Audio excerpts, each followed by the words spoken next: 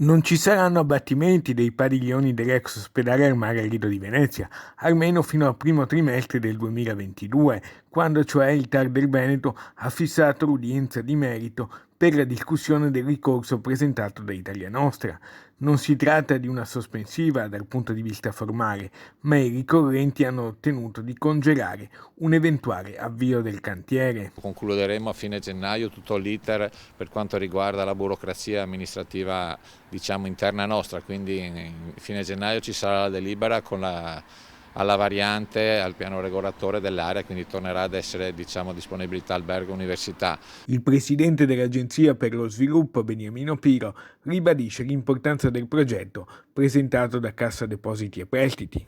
La riqualificazione di quest'area che è di proprietà di Cassa Depositi e Prestiti e che prevede la nascita appunto in questi 80.000 metri quadri di due nuovi resort, uno targato Club Mediterranee e uno TH Resort, più una scuola, la prima in Italia, che sarà una università del turismo che nascerà appunto all'interno di questi capannoni. Porterà fondamentalmente 400 posti di lavoro diretti più tutta una serie di posti indiretti che daranno, ci auguriamo, assolutamente riscontro favorevole nell'isola del Lido.